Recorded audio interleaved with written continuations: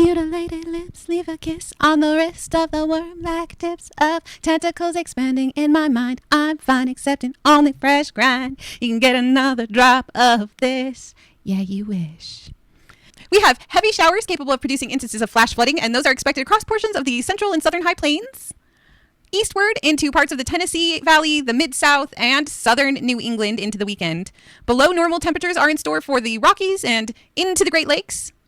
That heat is going to build across the southern U.S. in general, and in the Pacific Northwest as well through Saturday. Temperatures for the West Coast highs today are 71, 79, 85 for Washington, 90 over in eastern Washington, in the 80s in most of Oregon, and then California ranges from 67 in San Fran to 96 down in SoCal, 70 by the Mexican border. Mountain states, you've got a range, mostly 70s and 80s though in most areas. It is 100 down by the Arizona, New Mexico, Mexican border. Plainsy poos, we've got 70s reaching from the Dakotas all the way down through Kansas. Then you hit Oklahoma, and most of Texas are in the high 80s to mid 90s.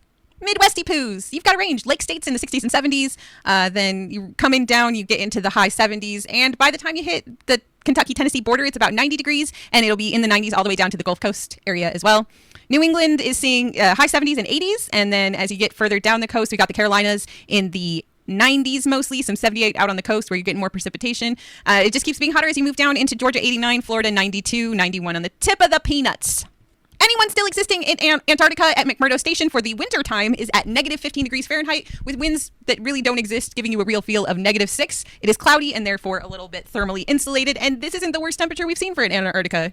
Even in the summer we saw colder temps. Alaska, you are not showing much on the radar right now, but they are reporting a concentrated area of heavier rainfall expected along the southern coast and into the southeast this weekend, but it'll fade on into next week.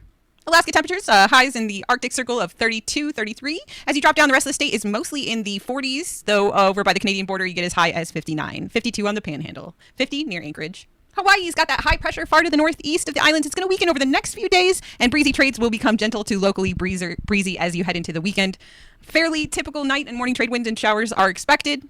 And in typical Hawaii fashion, we've got high 70s through the mid 80s for most areas. Mutilated lips give a kiss on the wrist of the worm like tips of tentacles expanding in my mind. I'm fine accepting only fresh grind. You can get another drop of this. Yeah, you wish.